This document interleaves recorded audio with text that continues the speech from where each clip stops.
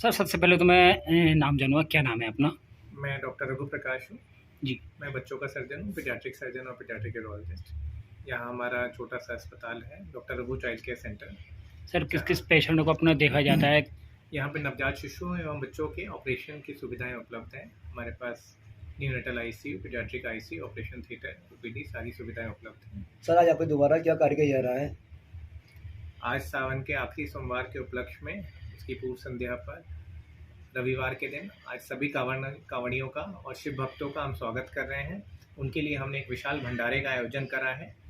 हमारे अस्पताल के सभी स्टाफ और सभी शुभचिंतकों द्वारा उनकी सहयोग से हम ये भंडारा कर रहे हैं और जितने भी शिव भक्त आ रहे हैं उनका स्वागत में हमने पूड़ी, सब्जी, कड़ी, चावल, हलवा ये सब प्रबंध करा है और सबकी सेवा कर रहे हैं। सर कितने करते हैं आप? नहीं, ये प्रथम भंडारा है हमारा और हम उम्मीद करते हैं कि हम आगे भी ये कर पाएँ। अगर भोलेनाथ की कृपा रही तो हम आगे भी प्रतिवर्ष ये।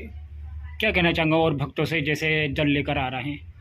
मेरी बहुत बहुत शुभकामनाएं। बहुत ही कठिन कार्य है, 200-300 किलोमीटर पैदल चल के शिव भक्त आते हैं और कांवड़ उठा के और ला के जल अर्पित करते हैं।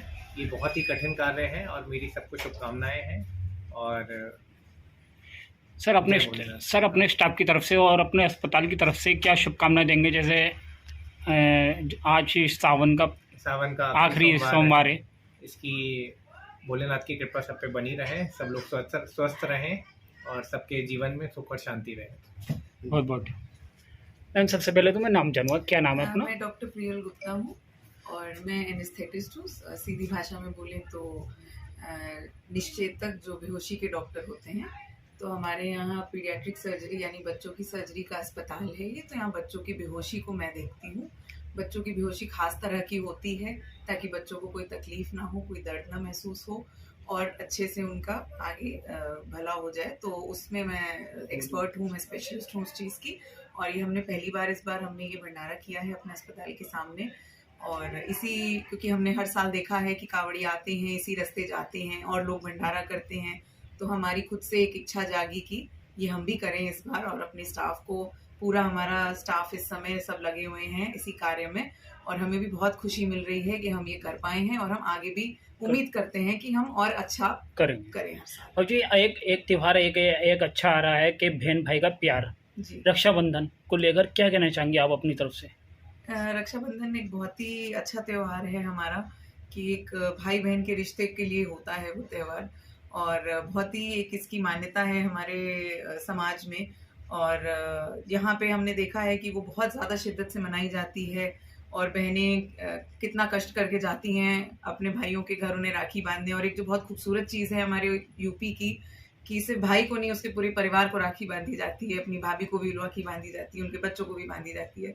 तो ये एक अच्छा है कि एक बॉन्ड एक मेंटेन रहता है, एक रिश्ता बना रहता है। मैम एक सवाल है मेरा, आखिरी सवाल। जैसे मुझे आप एक महिला हैं, जैसे आप एक महिला के नाते एक बच्चों को लेकर एक वो चलता है कि मोबाइल दिखा के बच्चों को खाना खिलाना, उन महिलाओं से क्या कहना चाहेंगे आप? देखिए हम भी बड़े हुए हैं, है ना, फ़ोन तो नहीं थे तब, खाना तो हम लोग भी खाते थे किसी तरह से। ये है कि चीज़ें आसान होने लगी हैं समय के साथ, मोबाइल देख के बच्चे मान जाते हैं, लेकिन इसकी हानिकारक चीज़ें भी हैं। मोबाइल देखने से बच्चों को दिक्कतें होती हैं। आने वाले समय में एक अटेंशन होता है कि अटेंशन डेफिसिट होने लगता है कि मतलब बच्चों का ध्यान एक जगह नहीं टिकता है। तो इसीलिए कोशिश जितनी कर सकते हैं कि हाँ मोबाइल ना दिखाएं, बच्चों को हम इस तरह की सीख दें कि वो खाने पे ध्यान दें, है ना, ध्यान मोबाइल की तरफ ना दें। आप खाने पे ध्यान देंगे तो उसका पोषण एक अलग मिलेगा आपको, लेकिन अगर ध्यान कहीं और है तो खाने का पोषण भी उतना अच्छा नहीं प्राप्त होगा बच्चे को। तो ये बहुत बड़ी समस्या है आज की डेट में और इसको उठाना भी बहुत ज़रूरी है हम लोग के लिए। हमारे भी बच्चे हैं और हम पूरी कोशिश ये करते हैं। मुश्किल है ज़रूर, मैं बोलूँगी, क्योंकि सुविधा जब आने लगती है तो आप उसका इस्तेमाल भी करने लगते हैं। माताओं के लिए बहुत आसान हो जाता है कि वो बच्चों को खिलाएं खाना, बच्चे आराम से फ़ोन देख के खाना खा लेते हैं। थोड़ी सी मेहनत लगती है, तो एक टाइम कम से कम हम समय में एक टाइम कोशिश कर सकते हैं कि दिन में कि हम बिना फ़ोन दिखाए बच्चों को खाने की तरफ उनका ध्यान बटाएं, ताकि उसका पूरा पोषण उन्हें मिल जाए। मैम एक जैसे ऐसे मेडिकल से बिगर डॉक्टर के सलाह से अपनी दवाई ले लेते हैं कुछ लोग, उनसे क्या कहना चाहेंगी? जी देखिए, एक शब्द है आजकल गूगल डॉक्टर, बहुत कॉमन हो चुका है कि बीमारी कोई होती है सबसे पहले आप इंटरनेट देख लेते हैं, कि ये एक सुविधा भी है और एक नुकसान भी हो जाता है कि सबसे पहले देख लेते हैं हमें क्या बीमारी हो सकती है, कौन सी इलाज हम करा सकते हैं। तो दवाइयों के फायदे नुकसान होते हैं। कोई भी चीज़ हम किसी भी अमाउंट में लें वो फायदा करेगी, और एक अलग तरीके से लेंगे तो वो नुकसान भी कर सकती है, कि कोई भी चीज़ की किसी भी चीज़ का बहुत ज़्यादा समय तक लेने से वो नुकसान भी पहुंचा सकती है। इसीलिए सलाह से किसी भी चीज़ को लेना बहुत ज़रूरी है ना, कि आप किसी डॉक्टर से सलाह लेके और फिर उस दवाई का सेवन करें, तो वो आपकी सेहत के लिए भी बेहतर होगा और शायद आपको लंबे समय तक उसके नुकसान ना झेलने पड़े। मैम प्रशासन का कैसा इंतजाम है आपके से? जैसे इस बार तो हम काफ़ी खुश हैं, प्रशासन का काफ़ी अच्छा इंतज़ाम रहा है। हमें आने जाने में दिक्कत होती थी, अस्पताल जाने में। मैं साईं हॉस्पिटल से भी जुड़ी रहती हूँ, कभी कभी जाना होता है मेरा भी वहाँ पे। तो जैसे सर भी जाते हैं, कहीं हमें दूसरे अस्पतालों में कभी जाना हुआ, विजिट देनी हुई, बच्चे देखने हुए, तो असुविधा होती थी। और भी हमारे डॉक्टर हैं, मित्र हैं, सबको ट्रैवल आने जाने में दिक्कत होती है, बट इस बार हमने उतनी दिक्कत नहीं महसूस करी, कि आम जनता के को भी ध्यान में रखा गया है। और एक बात जो अच्छी लगी मुझे पिछली बार, अभी कल देखती हूँ क्या होता है, बट लास्ट वीक जो भंडारा लगा था तो जो गंदगी फैली थी वो बहुत जल्दी साफ हो गई, नहीं तो सुबह तक बहुत गंदगी फैल जाती थी। एक चीज़ और मैं लोगों से यही बोलना चाहती हूँ कि कूड़ा फैलाने में लोगों की बहुत आदत है कि बस खा के वहीं फेंक दिया। डस्टबिन अगर नहीं हो तो कम से कम एक जगह फेंकना चाहिए ताकि उसको हटाना आसान हो।